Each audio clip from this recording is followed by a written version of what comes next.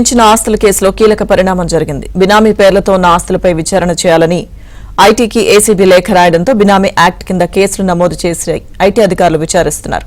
ఇక అక్రమాస్తుల కేసులో బినామీ ఆస్తుల అటాచ్ తో పాటుగా కేసు నమోదు చేసి ఈడీ తరహాలో ఐటీ విచారణ ప్రారంభించింది.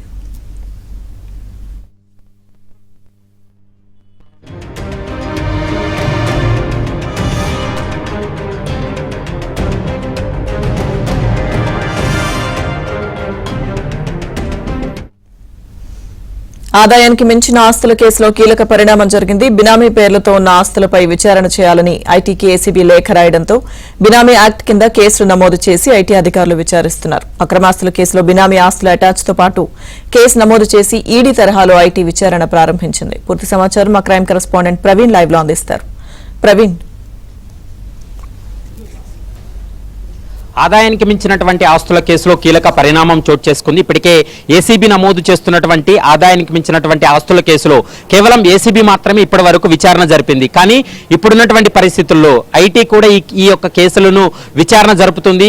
ఎందుకంటే ఏసీబీ రాసినటువంటి లేఖలను ఆధారంగా చేసుకొని ఐటీ కూడా బినామీ యాక్ట్ కింద కేసులు నమోదు చేసి ఆ కేసు ఆదాయానికి మించినటువంటి కేసులో ఎవరైతే నిందితుడుగా ఉన్నారో అతన్ని ఐటీ కూడా అరెస్ట్ చేసి జ్యుడిషియల్ రిమాండ్ కూడా తరలించేటువంటి అవకాశం అయితే స్పష్టంగా కనిపిస్తుంది. ప్రస్తుతం అయితే మాత్రం ఇప్పటి వరకు గడిచినటువంటి 4 నెలలుగా ఏసీబీ చేసినటువంటి 10 డిఏ కేసులు అంటే ఆదాయానికి మించినటువంటి కేసుల్లో ప్రధానంగా ఆ రిపోర్ట్ అన్నింటినీ కూడా ఇప్పటికే ఐటీ శాఖకు అందజేయడంతో ఐటీ శాఖ బినామీ యాక్ట్ కింద కేసు నమోదు చేసి ఇన్వెస్టిగేషన్ కొనసాగిస్తుంది.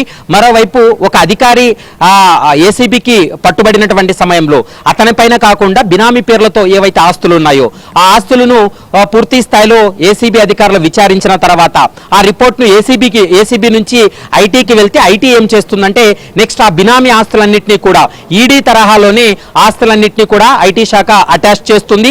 దాని తర్వాత ఈ బినామీ పేర్ల మీద ఎవరైతే ఈ యొక్క ఆస్తులను కూడబెట్టాడో ఆ వ్యక్తి పైన బినామీ యాక్ట్ కింద కేసు నమోదు చేసి అతన్ని అరెస్ట్ చేసి జ్యుడిషియల్ రిమాండ్ కూడా తరలించేటువంటి అవకాశం ఉంటుంది. ప్రస్తుతం అయితే మాత్రం ఏసీబీ ఇచ్చినటువంటి రిపోర్టు ఏసీబీ ఇచ్చినటువంటి లేఖన ఆధారంగా చేసుకొని 10 మంది అధికారుల అక్రమాస్తుల కేసుకు సంబంధించి అయితే మాత్రం ప్రస్తుతం ఐటీ అయితే రంగంలోకి దిగింది.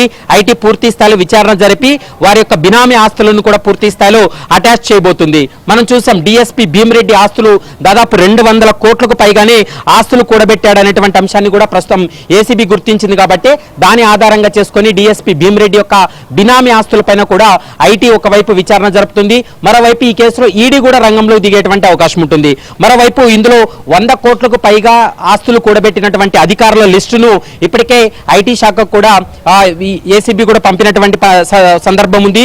రెడ్కో డివిజనల్ ఇంజనీరు ముత్యం వెంకటరమణారెడ్డితో పాటు DSP Bhimireddy, HMDA chief engineer గా పనిచేసినటువంటి రవీందర్, మరోవైపు lands records deputy director Sunkara Narahari Rao, excise superintendent Mallareddy, R&B ఈఎన్సీగా పనిచేసినటువంటి మోహన్ నాయక్ వీరంతా కూడా 100 కోట్లకు పైగానే ఆస్తులు కూడబెట్టారనేది ఏసీబీ గుర్తించింది. కాబట్టి వీరి యొక్క ఆస్తుల వివరాలన్నింటినీ కూడా ఐటీకి పంపించింది. ఐటీ కూడా కేసు నమోదు చేసి వాళ్ళ యొక్క ఆస్తులను కూడా అటాచ్ చేసి విచారణ కూడా ప్రారంభించినటువంటి పరిస్థితి కనపడుతుంది.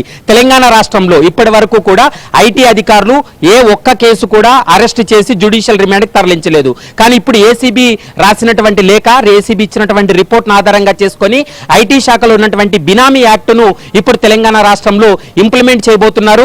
బినామీ యాక్ట్ కింద కేసులు నమోదు చేసి నిందితుల్ని ఈడీ లాగే వీళ్ళు కూడా విచారణ జరిపి ఆస్తులు అటాచ్ చేసి అరెస్టులు చేసి వారిని జ్యుడిషియల్ రిమాండ్కి తరలించేటువంటి అవకాశాలు అయితే స్పష్టంగా కనిపిస్తున్నాయి. థాంక్యూ.